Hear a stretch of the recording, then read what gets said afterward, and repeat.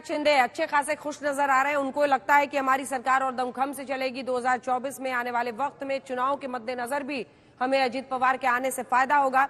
लेकिन दूसरी तरफ अजीत पवार के इस कदम ने महाराष्ट्र की पूरी राजनीति को धक्का दिया है। अब अलग अलग तरह की बयानबाजी आ रही है। शरद पवार कह रहे हैं कि वो अपनी पार्टी को बचाएंगे, एक बार फिर नए सिरे से अपनी पार्टी को खड़ा करेंगे, जनता के बीच जाएंगे। वहीं शिवसेना आरोप लगा रही है कि बीजेपी ने जो शिवसेना के साथ किया वही अब उन्होंने एनसीपी के साथ कर दिया। मगर शिंदे गुट ये कह रहा है कि अजीत पवार को लगातार दबाया जा रहा था, इसीलिए उन्होंने ऐसा कदम उठाया।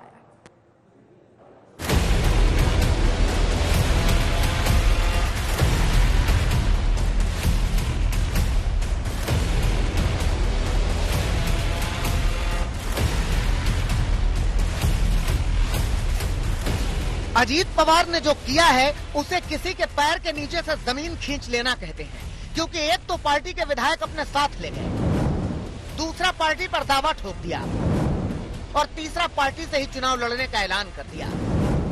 मगर अजीत पवार के इस कदम के बाद जब शरद पवार सामने आए तो उन्होंने कहा कि उनके साथ पहले भी ऐसा हो चुका है, वो फिर से पार्टी को खड़ा करके दिखाएंगे।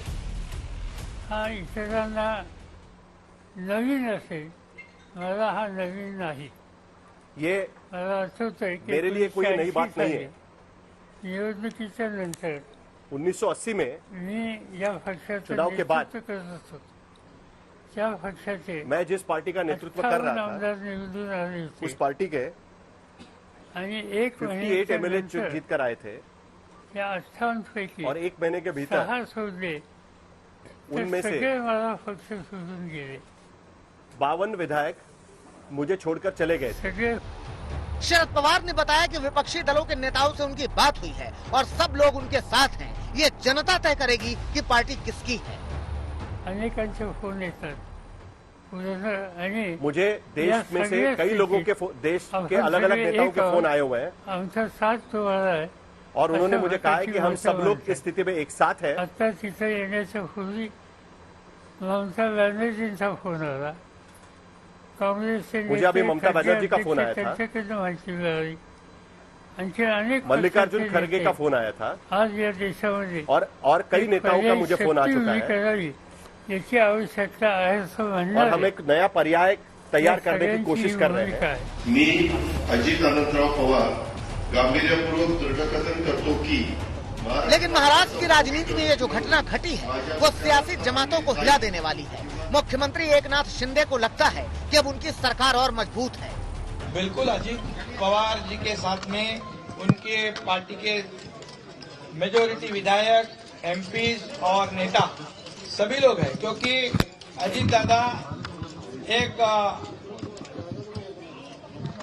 विकासाभिमुख काम करने वाला एक नेता है, विकास के ऊपर विश्वास रखने वाला नेता है और इसलिए प्रशासन का भी उनको अच्छा अनुभव है और निश्चित रूप से इसीलिए उनका साथ सभी लोगों ने दिया है। जब किसी कर्मठ नेता, जो कार्यकर्ता जो दिन रात काम करता है, उसको दबाया जाता है, साइड लाइन किया जाता है, तब ऐसी घटना होती है। इतना ही नहीं, महाराष्ट्र के मंत्री कहते हैं कि अजीत पवार के साथ सिर्फ विधायक ही नहीं बल्कि एनसीपी के एमएलसी और बाकी के नेता भी हैं। मुझको जो पता चला है वो 40 विधायकों का समर्थन उनको मिला है। एमपीज भी उनके साथ है, एमएलसी भी उनके साथ है। अजीत दादा एक बड़े लीडर है और उन्होंने महायुति में शामिल होने का निर्णय लिया है। शिंदे गुट फूला नहीं समा रहा है। उसे लगता है कि शरद पवार और उद्धव ठाकरे को और ज्यादा कमजोर कर दिया गया है। आने वाले लोकसभा चुनाव और फिर विधानसभा चुनाव में बीजेपी और शिंदे गुट मिलकर ज्यादा जोरदार प्रहार करेगा। बाकी अजीत पवार की तमन्ना बहुत पहले से थी सरकार में आने की, अब उनकी तमन्ना पूरी हुई है। राजनीति में अगर ऐसे खेल नहीं चला तो राजनीति किसे कहेंगे। इसलिए आज अजीत दादा ने जो बहुत दिनों की उनकी जो तमन्ना थी, जो उनकी घुसमट हो रही थी, जो उनको दबाया जा रहा था, उसमें से वो आज बाहर आए और खुल के उन्होंने आज शपथ ली, सवेरे की नहीं दोपहर की ली और सबके सामने ली। लेकिन उद्धव गुट वाली शिवसेना के सांसद संजय राउत अलग थ्योरी लेकर हाजिर हुए हैं। राउत की माने तो शिंदे सरकार पर खतरा मंडरा रहा था, इसीलिए ऐसा कदम उठाया गया। मगर फिर भी ये सरकार ज्यादा दिन नहीं चलेगी। जो मुख्यमंत्री है आज के मिस्टर एकनाथ शिंदे, उनके ऊपर जो डिस्क्वालिफिकेशन की जो तलवार लटक रही है वो जल्दी ही गिरने वाली है। उनके साथ 16 विधायक जो शिवसेना से फुट कर गए थे वो डिस्क्वालीफाई हो जाएंगे और सरकार अनस्टेबल हो जाएगी। उसके लिए ये नया सपोर्ट लिया है। और मैं और एक बात कहता हूं, अभी चंद दिनों में महाराष्ट्र को और एक मुख्यमंत्री मिलेगा।